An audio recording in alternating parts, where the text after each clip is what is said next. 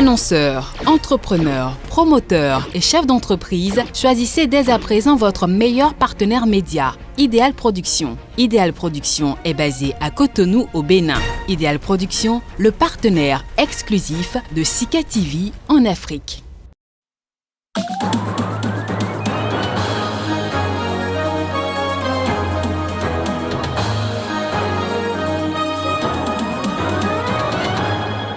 En République démocratique du Congo, l'ancien patron de la police, John Numbi, est visé par un mandat d'arrêt. Il est recherché dans le cadre de l'assassinat de l'activiste des droits de l'homme Floribert Chebeya, abattu en 2010.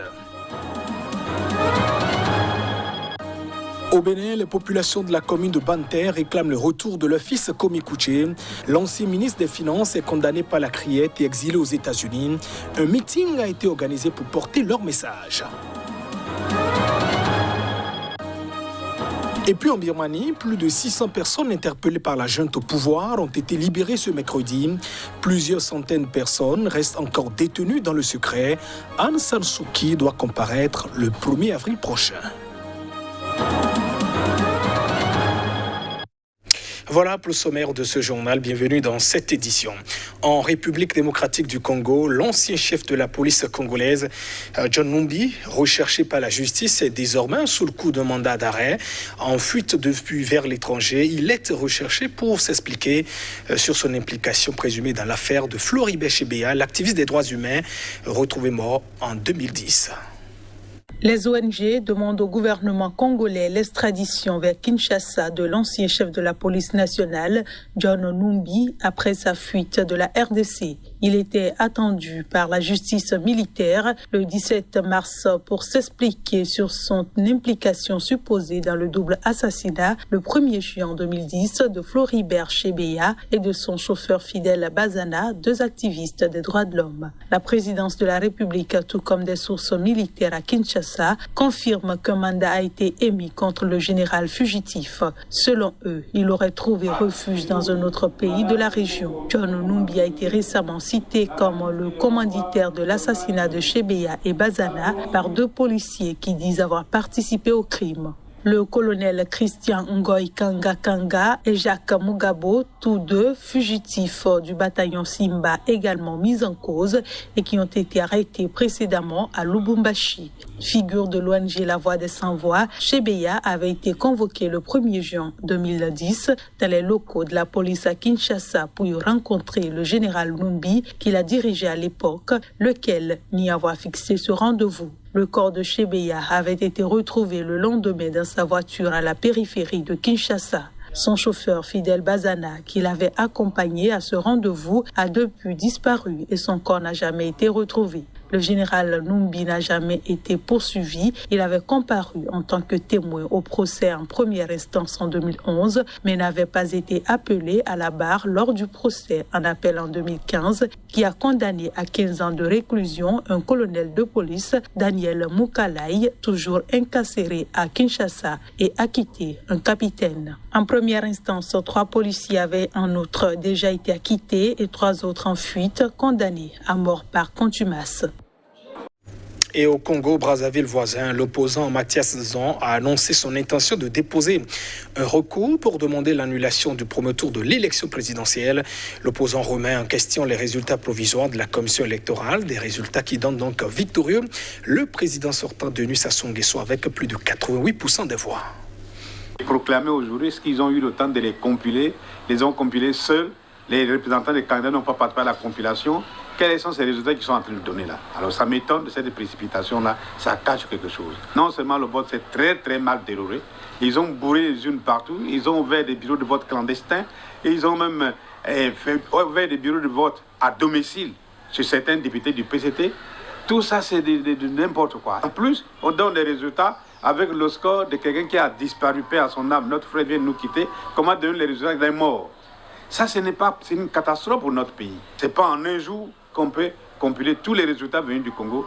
Et ce n'est pas comme ça qu'on va les donner avec la position. Et regardez, il y a quelque chose qui vous étonne. Dans la plupart des résultats, on suit l'ordre de présentation des candidats sur le bulletin de vote. Donc c'est quelque chose de préconçu qu'ils sont en train de faire. Et nous ne pouvons pas, même si on arrive à avoir tous les résultats, nous apercevons, les Congolais n'accepteront pas. Au Bénin, les initiatives se multiplient à l'approche de l'élection présidentielle du 11 avril prochain. À Gouka, un arrondissement de la commune de Banté, un meeting s'est donc déroulé. Objectif, donner de la voix sur la situation sociopolitique de plus en plus tendue au pays. Les jeunes et des femmes venues de toutes les communes du département des collines ont, à cette occasion, réclamé le retour au pays de Kwame Kouché, ancien ministre des Finances, condamné par la criette et exilé aux États-Unis. Au Bénin, et dans la perspective d'un climat social et politique apaisé, les initiatives s'enchaînent. Beaucoup pensent que travailler à un retour à une paix pérenne s'impose, même avant l'organisation de toute élection. Et c'est dans cette optique que le stade de Gouka, un arrondissement de la commune de Banté, a abrité un géant meeting. Ici, les filles et fils de la commune et des communes environnantes ont des exigences claires. C'est le lieu de saluer le courage et l'intégrité de certains rares magistrats qui ont bravé les ordres malsains et iniques des princes de l'air en rendant des décisions justes, impartiales pour épargner les opposants trop encombrants, dont Sébastien Adjabo dans la fameuse affaire des 18 kg de cocaïne pure, Kwame Kouché dans la rocambolesque affaire de détournement, que dis-je, de blanchiment d'argent dont même le ministère public ignore le montant jusqu'à ce jour. Même si après les déculottés successives infligées au gouvernement par la justice internationale et celle de Madrid notamment, les intéressés sont condamnés par la Cour de répression des opposants de talon, la fameuse criette. L'orateur du jour ne s'est pas empêché d'appeler au retour de tous les exilés politiques. Le retour de tous les exilés, notamment celui du fils du terroir des collines et plus particulièrement de Banté, le général Kwame Kouché.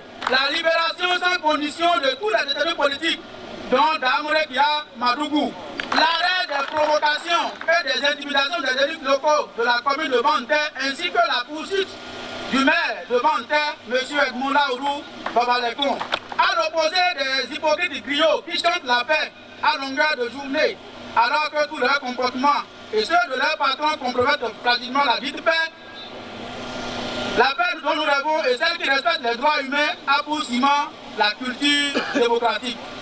Une souscription volontaire a été lancée pour permettre à l'ancien ministre Kwame Kouché de regagner son pays.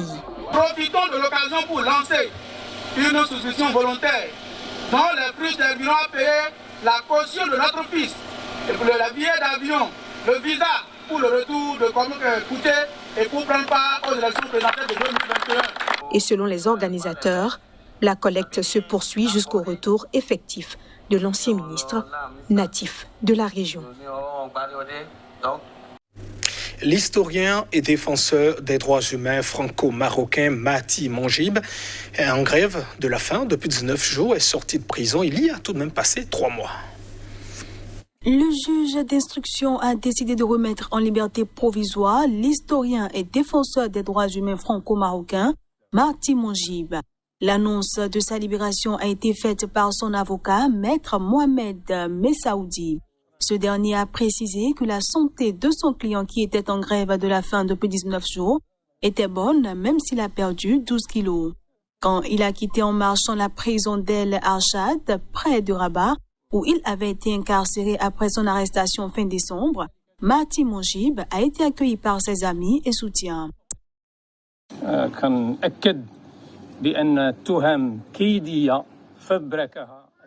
Les accusations contre ma personne sont fabriquées par la police politique.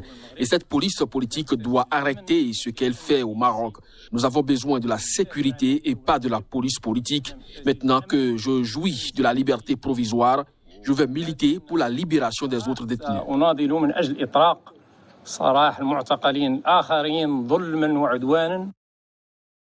Nous constatons que les poursuites ne sont toujours pas abandonnées contre lui, des poursuites que nous trouvons iniques et sans fondement admissible. Nous continuons de revendiquer l'abandon du traitement répressif policier inique contre lui et contre l'ensemble des personnes poursuivies pour délit d'opinion. Connu pour ses critiques ouvertes du pouvoir, Mahdi Manjib dénonçait son arrestation abusive depuis son interpellation dans le cadre d'une enquête préliminaire pour blanchiment de capitaux. Parallèlement, il a ensuite été condamné à 1 an de prison le 27 janvier pour fraude et atteinte à la sûreté de l'État au terme d'un procès ouvert en 2015 et plusieurs fois reporté. Ses avocats et son comité de soutien s'étaient indignés de ce jugement rendu en l'absence de l'accusé et sans convocation de sa défense. Plus de 600 personnes interpellées depuis le coup d'État en Birmanie, dont un photographe de l'agence de presse américaine, ont été relâchées ce mercredi par la junte. Des centaines de civils sont toujours détenus au secret par la junte au pouvoir, qui poursuit donc sa répression meurtrière.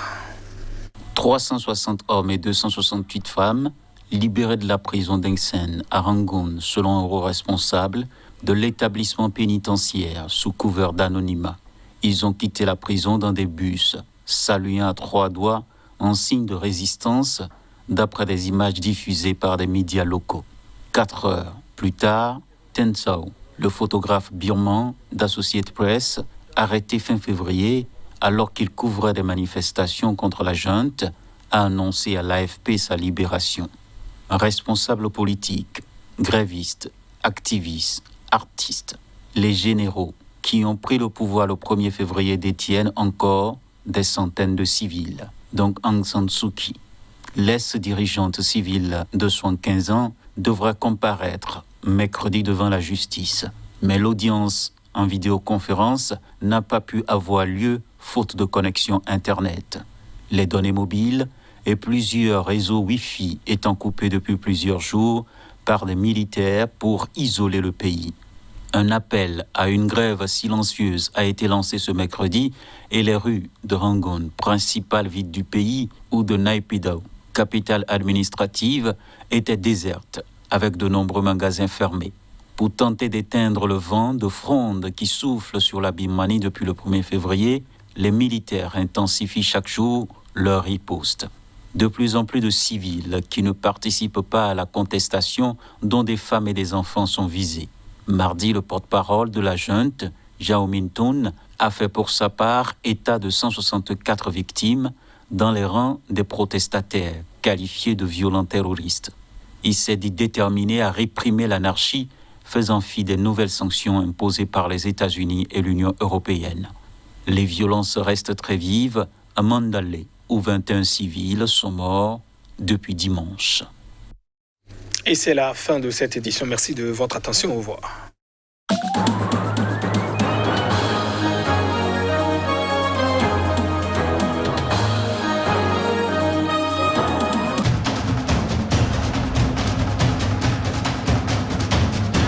Restez informés à chaque instant sur SICA.